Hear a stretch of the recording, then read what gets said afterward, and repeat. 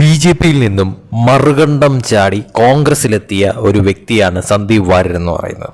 ഈ സന്ദീപ് വാര്യർ ബി.ജെ.പിയിൽ നിന്നപ്പോൾ തന്നെയും സന്ദീപ് വാര്യർക്ക് വേണ്ട വിധത്തിലുള്ള സ്ഥാനങ്ങളൊന്നും നൽകാതെ, അല്ലെങ്കിൽ സന്ദീപ് വാര്യർക്ക് കിട്ടേണ്ട തരത്തിലുള്ള കാര്യങ്ങളൊന്നും ലഭിക്കാതെ മനസ്സ് നൊന്തിട്ടാണ് സന്ദീപ് വാര്യർ കോൺഗ്രസിലേക്ക് ചാടിയത് എന്ന തരത്തിൽ തന്നെയാണ് മനസ്സിലാവുന്നത്. പക്ഷേ ഈ കോൺഗ്രസിലേക്ക് ചെന്നതിന് ശേഷം സന്ദീപ് വാര്യർക്ക് ബി.ജെ.പിയിൽ ഉണ്ടായിരുന്ന അത്ര പോലും സ്ഥാനം കോൺഗ്രസിനുള്ളിൽ കിട്ടാത്ത രീതിയിലോട്ടാണ് കാര്യങ്ങളുടെ ഒരു പോക്കെന്ന് പറയുന്നത്. കോൺഗ്രസിലെത്തി ഇത്രയും നാളായിട്ട് പോലും ഒരു തരത്തിലുമുള്ള സന്ദീപ് വാര്യർ വിചാരിച്ച കണക്കുള്ള പദവിയിലൊന്നും തന്നെ സന്ദീപ് വാര്യർക്ക് എത്താൻ സാധിച്ചിട്ടില്ല എന്നുള്ളതും സന്ദീപ് വാര്യരെ സംബന്ധിച്ചിടത്തോളം വളരെ ദയനീയമായിട്ടുള്ള ഒരു അവസ്ഥ തന്നെയാണെന്ന കാര്യത്തിൽ സംശയമില്ല. കാരണം സന്ദീപ് വാര്യർ ഇപ്പോൾ എവിടെയാണെന്ന് പോലും ആർക്കും അറിയാത്ത ഒരു അവസ്ഥയാണ്. ആരും മൈൻഡ് ചെയ്യുന്നില്ല. അതോടൊപ്പം തന്നെ ഇപ്പോൾ തന്നെ ഒരു ട്രോളാക്കി മാറ്റിയിരിക്കുകയാണ് എല്ലാവരും. അതോടൊപ്പം തന്നെ പണ്ടൊക്കെ താൻ പറയുന്ന കാര്യങ്ങളെല്ലാം തന്നെയും വളരെ വലിയ തോതിൽ മാസായിട്ട് കണ്ടിരുന്നവരൊക്കെ തന്നെ ഇപ്പോൾ അത് കോമഡി ആയിട്ട് കാണുന്ന തരത്തിലോട്ടാണ് കാര്യങ്ങളുടെ ഒരു പോക്കെന്ന് പറയുന്നത്. ഇതിപ്പോൾ ചെന്നെടുത്ത കാര്യമൊന്നും നടന്നതുമില്ല, എന്നാൽ കയ്യിലുള്ളതാണെങ്കിൽ പോവുകയും ചെയ്തു എന്നൊരു അവസ്ഥയിലാണ് സന്ദീപ് വാര്യർ. എങ്കിൽ പോലും, അതായത് ഇത്രയൊക്കെ സംഭവിച്ചിട്ട് പോലും ബി.ജെ.പി എന്ന് പറയുന്ന പാർട്ടി ഉപേക്ഷിച്ച് കോൺഗ്രസിൽ എത്തിയിട്ട് പോലും ബി.ജെ.പിക്കുള്ളിൽ നടക്കുന്ന കാര്യങ്ങളോട് സന്ദീപ് വാര്യർക്ക് ഭയങ്കരമായിട്ടുള്ള ഒരു താല്പര്യമുണ്ടാകുന്ന കാര്യമാണ്. അതായത് കോൺഗ്രസിനുള്ളിൽ എന്ത് നടന്നാലും സന്ദീപ് വാര്യർക്ക് ഒരു പ്രശ്നവുമില്ല, അതൊന്നും തന്നെ ചർച്ച ചെയ്യുകയും വേണ്ട, അതൊന്നും തന്നെ തനിക്ക് അറിയുകയും വേണ്ട.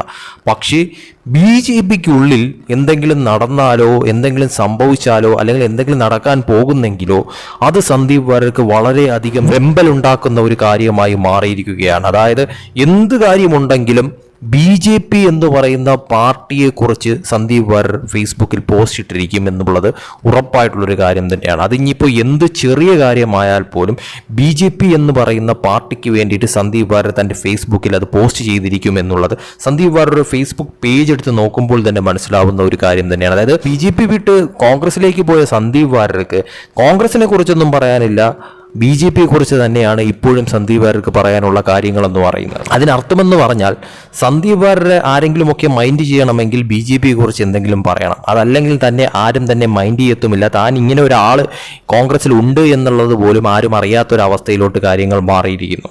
ഇത് സന്ദീപ് വാര്യരെ സംബന്ധിച്ചിടത്തോളം വളരെയധികം വിഷമമുണ്ടാക്കുന്ന കാര്യമായി മാറിയിരിക്കുകയാണ്. അതായത് തലങ്ങും വിലങ്ങും തന്നെ ട്രോളുന്നു, അതോടൊപ്പം തന്നെ വളരെ വലിയ തോതിൽ, അതായത് കേട്ടാൽ തന്നെ അറയ്ക്കുന്ന തരത്തിലുള്ള വർത്തമാനങ്ങളൊക്കെ തന്നെയാണ് സന്ദീപ് വാര്യർ ഓരോ പോസ്റ്റുകൾ ഇടുമ്പോഴും അതിന് താഴെ വരുന്ന കമന്റുകളൊക്കെ തന്നെ. പ്രത്യേകിച്ച് സംഘിക്കൂട്ടങ്ങൾ ഒന്നടങ്കം ചേർന്നുകൊണ്ട് സന്ദീപ് വാര്യരെ അങ്ങ് വാരി പൊതിയുന്ന തരത്തിലാണ് സന്ദീപ് വാര്യർ ബി.ജെ.പിയെ കുറിച്ച് എന്തെങ്കിലും ഒരു പോസ്റ്റ് ഇട്ടാൽ അതിൽ വരുന്ന കമന്റുകളെല്ലാം തന്നെ. ശരിക്കും പറഞ്ഞാൽ സന്ദീപ് വാര്യർ പെട്ടിരിക്കുകയാണ് എന്ന കാര്യത്തിൽ സംശയമില്ല. കാരണം കോൺഗ്രസിനുള്ളിൽ ചെന്നിട്ട് സന്ദീപ് വാര്യർക്ക് ഇതുവരെയും പ്രത്യേകിച്ച് ഒരു നേട്ടവും ഉണ്ടായിട്ടില്ല എന്നുള്ളത് വാസ്തവമായിട്ടുള്ളൊരു കാര്യം തന്നെയാണ്. ഇനി അങ്ങോട്ടും വലിയ തോതിലുള്ള നേട്ടമൊന്നും ഉണ്ടാകാനായിട്ടുള്ള സാധ്യതകൾ വളരെയേറെ കുറവാണ് സന്ദീപ് വാര്യരെ സംബന്ധിച്ചിടത്തോളം. അതായത് ആ പാർട്ടിക്കുള്ളിൽ നിലവിൽ നിൽക്കുന്ന വലിയ നേതാക്കൾക്ക് തന്നെ ഓരോ സ്ഥാനങ്ങൾ കിട്ടാൻ വേണ്ടിയിട്ട് അടിപിടിയാണ്.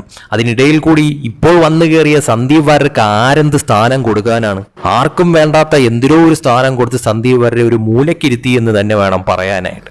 ഇങ്ങനെയാണ് പോക്കെങ്കിൽ ഉറപ്പായിട്ടും പറയാൻ സാധിക്കുന്ന ഒരു കാര്യമാണ് സന്ദീപ് വാര്യർ അധിക നാൾ കോൺഗ്രസിനുള്ളിൽ വാഴാനായിട്ടുള്ള സാധ്യത വളരെയേറെ കുറവാണ്. ഈ പോക്ക് സന്ദീപ് വാര്യരെ വീണ്ടും ബി.ജെ.പിയിലേക്ക് കൊണ്ടെത്തിച്ചാലും അതിൽ അത്ഭുതപ്പെടാനില്ല എന്ന് വേണം പറയാനായിട്ട്. കാരണം ഇപ്പോഴും സന്ദീപ് വാര്യർ കൂടുതൽ ശ്രദ്ധ കേന്ദ്രീകരിക്കുന്നത് ബി.ജെ.പിയെ കുറിച്ചും ബി.ജെ.പിക്കുള്ളിൽ നടക്കുന്ന കാര്യങ്ങളെക്കുറിച്ചുമൊക്കെയാണ്. ഇനി അഥവാ കോൺഗ്രസിൽ നിന്ന് പുറത്താകേണ്ടി വരുന്ന ഒരു സിറ്റുവേഷൻ, അല്ലെങ്കിൽ കോൺഗ്രസ്സുകാർ തന്നെ സന്ദീപ് വാര്യരെ പിടിച്ച് പുറത്താക്കേണ്ടി വരുന്ന സിറ്റുവേഷൻ എത്തിയാൽ പോലും സന്ദീപ് വാര്യരെ ബി.ജെ.പി വീണ്ടും സ്വീകരിക്കുമോ എന്നുള്ളത് വളരെ വലിയൊരു ചോദ്യമാണ്. പ്രത്യേകിച്ച് നിലവിലത്തെ സാഹചര്യത്തിൽ അതിന് സാധ്യതകൾ വളരെയേറെ കുറവാണ്. പിന്നുള്ള ഒരു ചാൻസ് എന്ന് പറയുന്നത് ഇടതുപക്ഷത്തിൽ ചേക്കേറാം എന്നുള്ളത് തന്നെയാണ്. താൻ വിചാരിക്കുന്ന കണക്കൊരു നേട്ടം കോൺഗ്രസിനുള്ളിൽ തനിക്ക് ഉണ്ടായിട്ടില്ല എന്ന് ഉറപ്പാകുന്ന ആ സിറ്റുവേഷനിൽ മറുകണ്ഠം ചാടും സന്ദീപ് വാര്യർ എന്നുള്ളത് 100% ഉറപ്പാണ്. കൂടിപ്പോയാൽ സന്ദീപ് വാര്യർ ഇനി വരാൻ പോകുന്ന 2026 നിയമസഭാ തെരഞ്ഞെടുപ്പ് വരെ ചിലപ്പോൾ കടിച്ചു തൂങ്ങി കോൺഗ്രസിൽ നിൽക്കും. കാരണം തനിക്ക് ജയിക്കാൻ പാകത്തിന് ഏതെങ്കിലും തരത്തിലുള്ള ഒരു സീറ്റ് കോൺഗ്രസ് തരയണമെങ്കിൽ എന്നുള്ള തരത്തിൽ. പക്ഷെ അതിലും സാധ്യതകൾ വളരെയേറെ കുറവാണ്.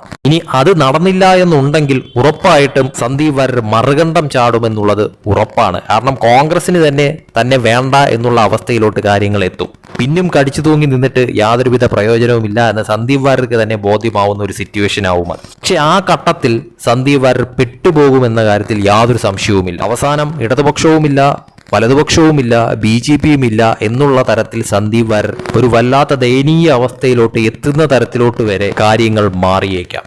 ഇതിനെല്ലാം തന്നെയും പറയാൻ പറ്റുന്നത് താൻ കുഴിച്ച കുഴിയിൽ താൻ തന്നെ വീഴുന്നു എന്നുള്ളത് തന്നെയാണ്. ആർക്കും വേണ്ടാത്ത ഒരു വ്യക്തിയായിട്ട് അല്ലെങ്കിൽ ഒരു രാഷ്ട്രീയ പ്രവർത്തകനായിട്ട് ഇപ്പോൾ സന്ദീപ് വാര്യർ ഓരോ ദിവസം കഴിയും തോറും മാറിക്കൊണ്ടിരിക്കുകയാണ് കോൺഗ്രസിനുള്ളിൽ നിന്നുകൊണ്ട്.